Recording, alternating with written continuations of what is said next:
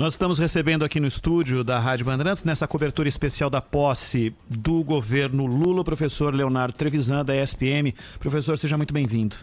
Boa tarde a todos vocês. Obrigado pelo convite. O Basbaum citou aqui vários chefes de Estado da América do Sul que vão estar aqui presencialmente na posse do presidente Lula. Esse tipo de apoio inconteste, de alinhados politicamente, tem que tipo de peso para as negociações relacionadas ao Mercosul ou na questão política mesmo de alguns países que passam uma situação absolutamente sem solução, caso do Peru, entre outros países ainda com algum tipo de conflito ou de aceitação dos governos eleitos democraticamente, outros não tão democráticos assim. Como se dá essa relação a partir deste início de Lula com os outros presidentes da América do Sul?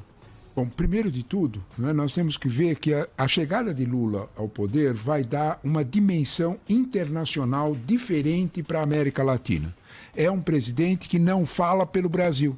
Ele não tem essa pretensão. Já não teve durante os 8 anos em que esteve no governo e vai repetir e já insinuou isso. O Brasil vai ter uma dimensão, e aí é uma questão até geopolítica, em que ele fala pela América Latina, com o peso de um PIB que ainda precisa melhorar, mas nós ainda estamos nos 10 primeiros do mundo, tem peso. É nesse contexto, com países de agora 207, né, que sabemos, 207 milhões de pessoas, que tem uma referência internacional, não fala por si. Está falando por ele e pelos seus vizinhos, com todo um peso geoeconômico que isso implica. É claro que há também um discurso de acomodação política implícita em Lula. Ele vai dizer isso e já disse isso. Há governos da América Latina que podem não estar concordando diretamente com o Brasil. Vou dar um exemplo concreto. Lacalle Pou, no Uruguai, enfrentou uma realidade de centro-direita, um governo de centro-direita, derrotando uma proposta de centro-esquerda. É nesse contexto que Lacalle Pou olha para Lula e diz que ele vai falar também pelos interesses do Uruguai. É nesse contexto, num contexto em que a América Latina vai ter um ressurgimento. Esta palavra precisa ser pensada e precisa ser praticada na América Latina. Nós olhamos para a América Latina com uma triste realidade. Eu vou dar um exemplo só. Quando nós pensamos na porcentagem da população da América Latina no mundo e a porcentagem de mortes por Covid, nós infelizmente estamos na frente de qualquer outro continente. Isso traduz uma série de problemas de divisão de renda, isso traduz uma série de problemas de atenção e de propósitos nacionais mal resolvidos. Uma justificativa, uma justa e real aproximação com os seus vizinhos traduzirá um outro apoio. Nós não podemos esquecer, se nós olharmos para o mundo, que a posição europeia ou a posição da ASEAN, a posição de países asiáticos que jogam o seu peso em conjunto, era a posição e a proposta do Mercosul. Ela ficou, digamos desta forma, adormecida nos últimos 4 anos. Os interesses dos empresários brasileiros eram tão fortes no Mercosul que nem mesmo uma posição política de negar o Mercosul, nós vimos o ministro da Economia várias vezes, o ex-ministro da Economia, negar o Mercosul. Só que os empresários dizem, não, isso para os nossos negócios não tem sentido. É neste quadro que nós temos que olhar esse ressurgimento.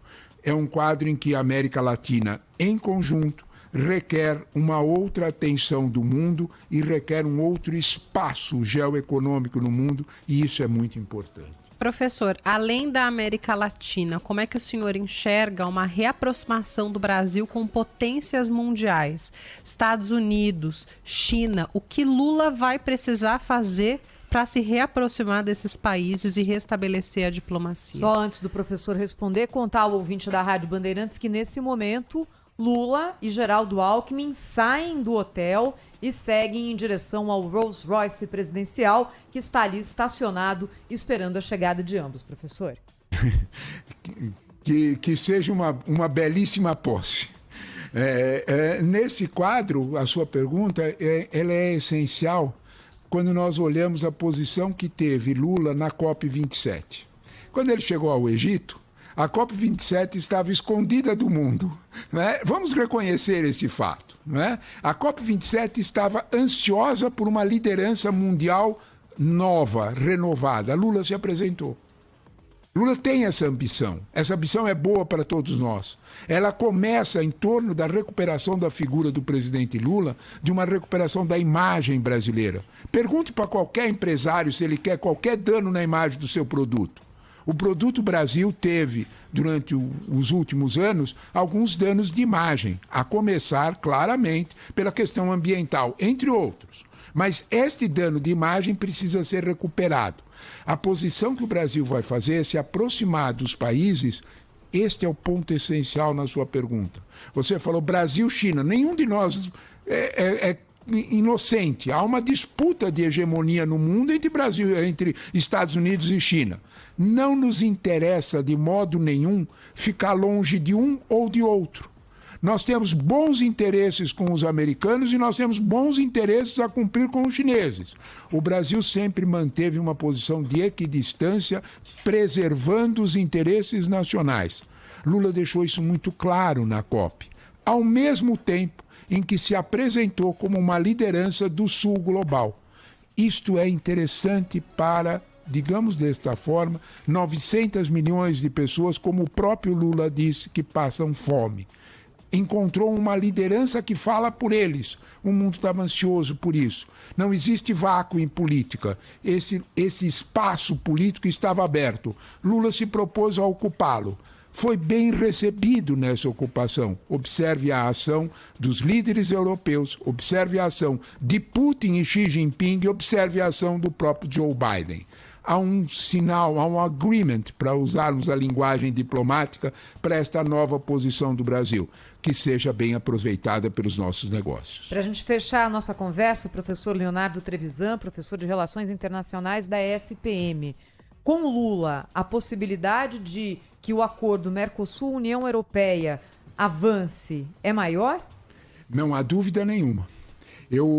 Agora falando na Band News, nós estávamos comentando exatamente a presença de Marina Silva nessa exposição do governo Lula. Marina Silva vai funcionar como uma espécie de selo de garantia de que a questão ambiental será respeitada no Brasil. É isto que vai nos garantir no Parlamento Europeu o voto dos verdes.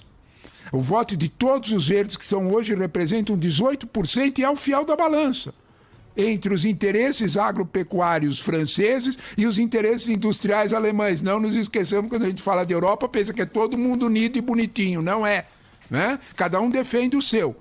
Nesse ponto, vai perder argumento falar mal do Brasil da questão ambiental quando nós temos esse selo de garantia em torno de Marina Silva. Essa posição precisa ser, de certa forma, bem pensada quando nós falamos na sequência, nas novas negociações do acordo Mercosul-União Europeia.